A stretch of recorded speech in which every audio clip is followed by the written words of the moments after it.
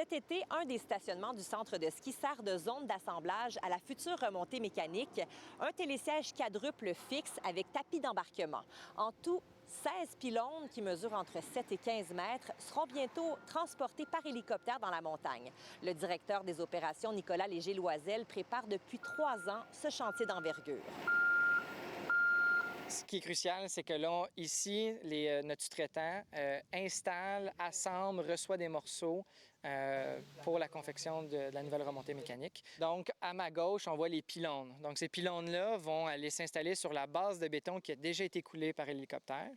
Sur ce pylône-là, on va y installer le sommet de la tour. Donc, l'opération actuellement, c'est de préparer un assemblage des pièces lousses pour qu'au jour de l'hélicoptère, on puisse amener le pylône en un coup et aussi la tête de tour en un coup. Le nouveau télésiège sera aménagé dans le secteur ouest de la montagne, tout près du chalet principal. C'est une zone fréquentée tout particulièrement par les familles et les skieurs débutants. Il y avait 3 télésièges doubles vieillissants et la station a choisi de les retirer pour les remplacer par un seul, une remontée quadruple. On parle de desservir autant l'école de glisse que les jeunes familles. C'est beaucoup plus avantageux, beaucoup plus sécuritaire. Il va y avoir un tapis d'embarquement pour adoucir l'embarquement et pour le faciliter pour les jeunes enfants. Une famille qui arrive avec ses enfants, donc ils peuvent être tous ensemble sur la même chaise.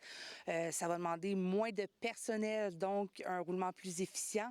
Les clients vont voir une nouvelle piste, vont voir un nouveau point de vue. On voit que la base aussi est redessinée. Ça, c'est impressionnant. Après ça, toutes les opérations à travers ce projet-là sont impressionnantes. Un hélicoptère qui amène du béton, c'est impressionnant. De la grosse machinerie. On a eu des opérations de dynamitage en début. Il s'agit d'un projet de 12 millions de dollars pour lequel le Mont-Sutton a reçu une subvention de 5 millions du programme d'aide à la relance de l'industrie touristique.